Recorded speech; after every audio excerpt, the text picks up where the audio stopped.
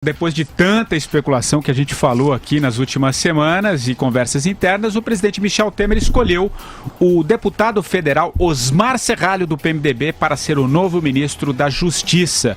Ele vai ocupar o cargo deixado por Alexandre de Moraes, agora ministro do STF. Serralho está no 5º mandato como deputado federal e foi relator da CPMI dos Correios entre 2005 e 2006. Ele teve muito destaque nessa época. O PMDBista, aliás, é um grande aliado do ex-presidente da Câmara, Eduardo Cunha. Eu vou começar com você, Carlos Andreasa. Com dificuldade de encontrar um nome de peso, que aceitasse essa tarefa, o presidente Temer acabou optando por agradar muito mais a base parlamentar com essa indicação. Você vê assim também?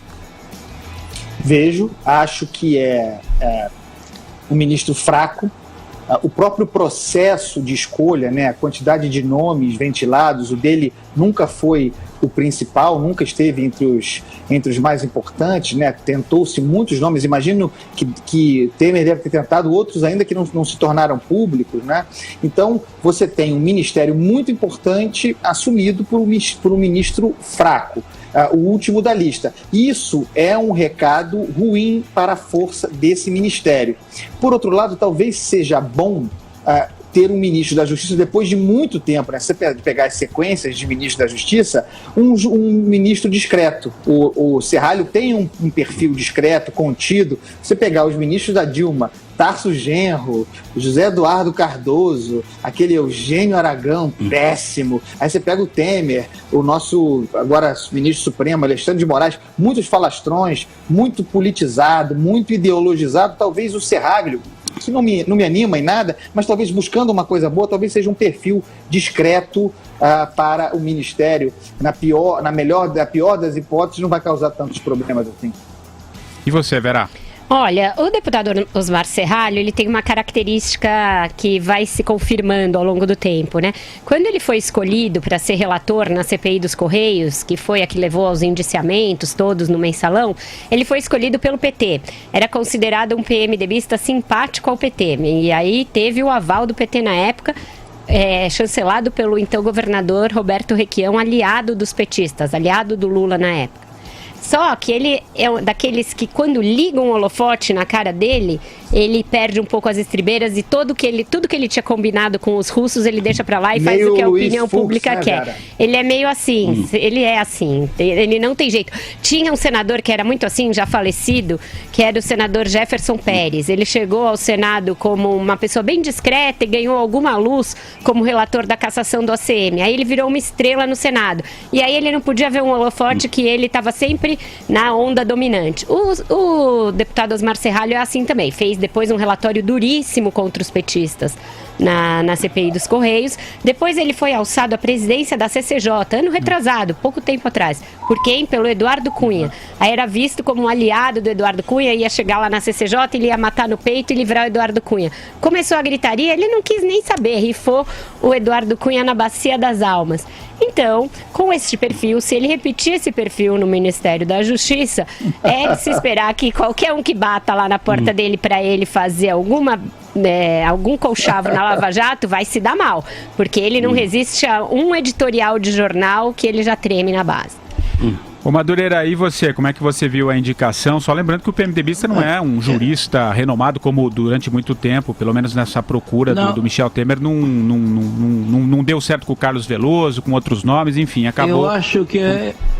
Eu acho que eu entendo essa demora toda agora, porque é difícil você encontrar um parlamentar para ocupar o Ministério da Justiça que não tenha folha corrida, que tenha currículo. Ao menos, até onde eu sei, quero deixar isso bem claro, o deputado Osmar Serralho não tem folha corrida, ainda tem um currículo. O que no Brasil já significa muita coisa, E como observou muito bem a Vera, ele realmente é um homem que tem sempre um olho ligado na opinião pública, sabe o terreno de Pisa, quer dizer... Não é um desses caras, esses zumbis natimortos, sei lá, esses mortos-vivos que estão vagando por Brasília, tentando comer um cérebro para poder sobreviver às delações do Lava Jato. Agora, vamos ver realmente que os desafios são tremendos, a questão da segurança no Brasil é muito grave, né? A questão dos presídios, a questão própria da segurança pública do cidadão. Vamos ver como é que se desempenha. Eu faço votos que ele saia bem e pelo menos o governo Temer tem aí um que provavelmente não deve estar na lista do Odebrecht ou que tais. Olha, tem ouvintes nos perguntando aqui se é verdade que o Osmar Serralho votou contra o projeto das 10 medidas de combate à corrupção.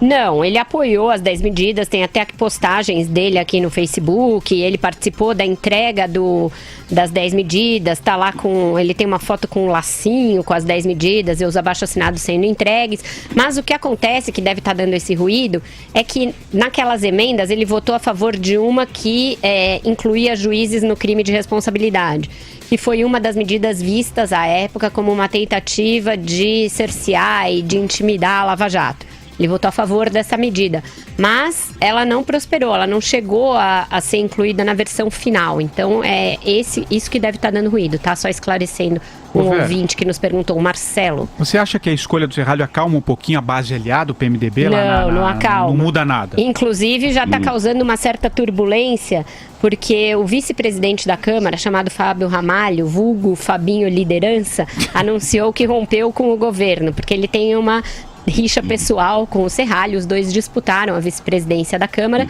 esse Fabinho venceu, o Serralho perdeu, e aí agora ele está se dizendo afrontado pelo Temer. Pessoal, diga. A Vera citou a CPI dos Correios, né, CPMI dos Correios, e fez referência ao relatório daquela CPMI. Foi bom, que eu me lembrei agora de ter lido esse relatório, e é preciso dizer, ele fez um bom trabalho. É um relatório duro, bem fundamentado, que serviu de base. Daquele relatório, houve desdobramentos. É um bom exemplo de quando uma CPI funciona bem lembrado. Mas sabe, curiosamente, quem que ajudou muito o Serralho a redigir aquele relatório, passava as noites com ele ali na Batcaverna, foi quem deu para ele o caminho das pedras do tal do caso da VisaNet, que foi a ligação de dinheiro público? Eduardo Paes. É verdade, eu ia falar sobre isso. Eduardo Paes na sua encarnação